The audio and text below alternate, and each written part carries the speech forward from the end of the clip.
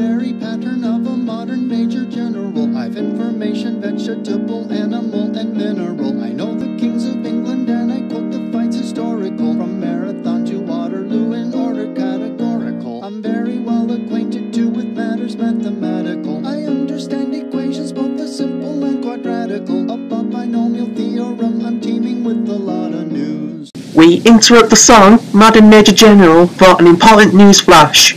Good evening, ladies and gentlemen, and welcome. I am speaking to you live from Dundee, Scotland, and the time is now 8 PM on Sunday the 28th of December, 1879.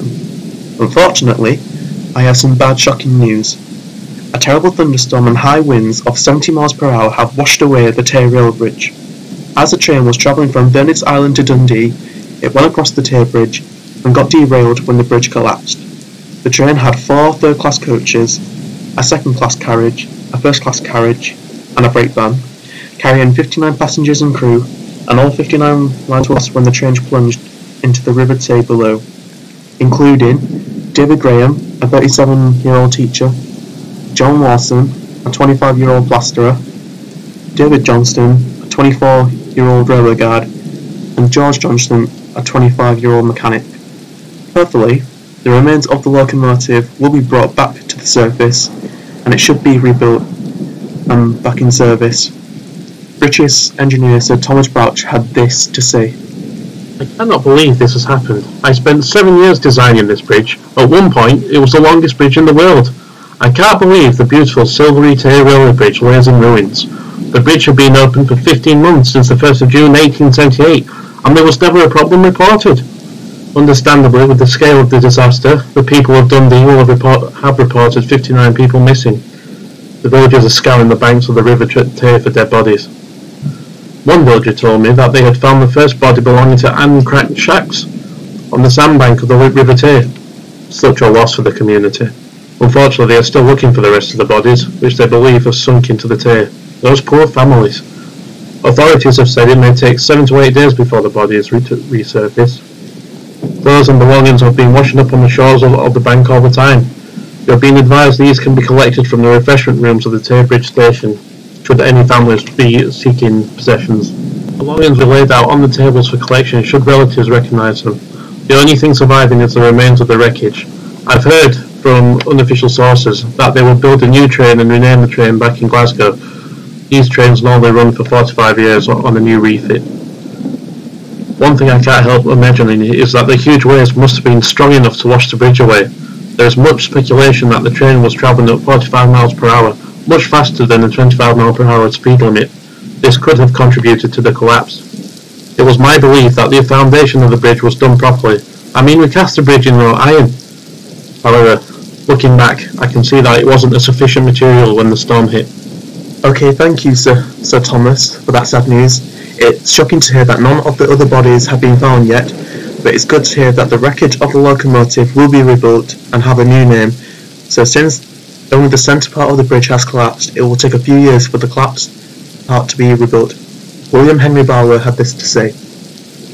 Anyhow, my company is fully prepared to rebuild the bridge as soon as the horrible weather has settled down. Only this time my men will ensure that the bridge is made out of iron and steel. I will task them in such a manner to ensure that the foundations are done properly, so that the bridge will weather any future storms safely.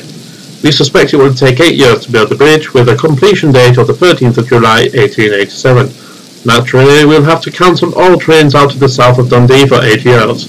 This is due to the fact that all the remains of the bridge is literally the stumps. The new bridge will be built along the old foundations.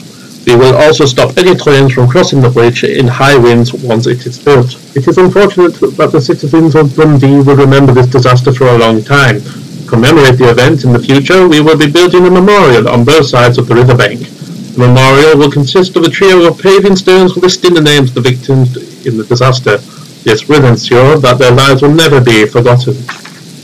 Okay, thank you, William, for that report. Good to hear that Dundee will have at least a second rail bridge and memorial paving stones to remember those that have died. Right, that's it for now. I'll be back later on this evening, asking people who had relatives on the train and asking how they felt about the disaster and losing their family and friends, and also to find what items have been found on the beach of Tay. But for now, bye bye.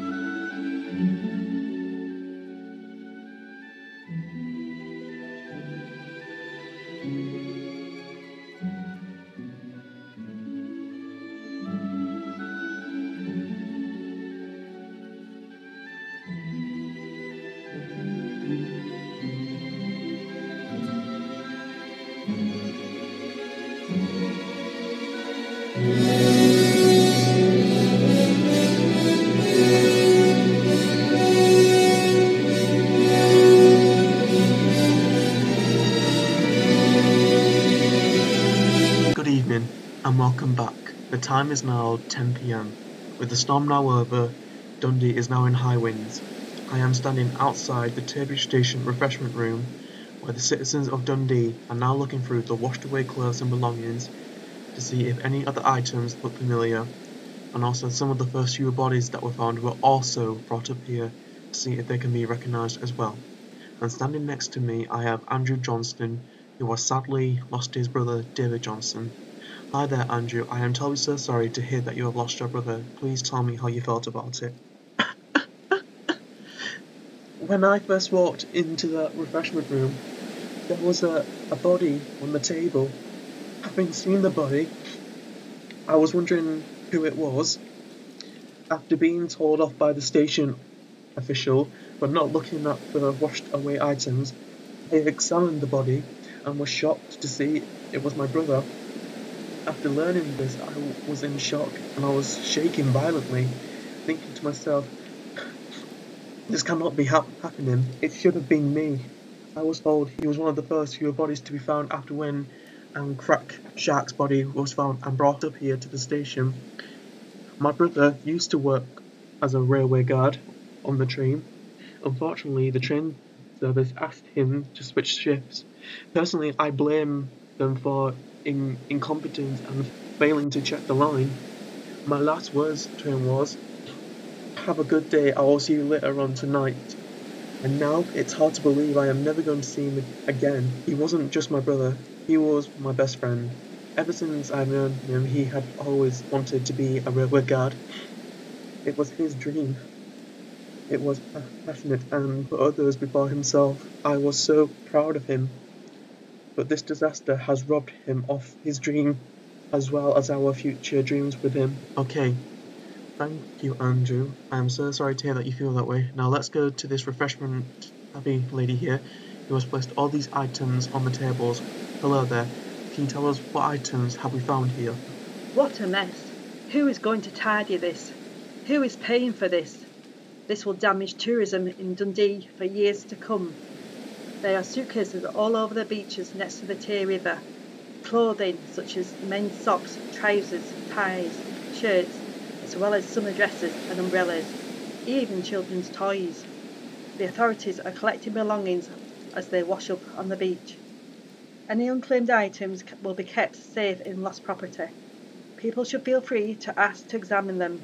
Don't worry, all items will be kept and returned to their families. They won't be thrown away.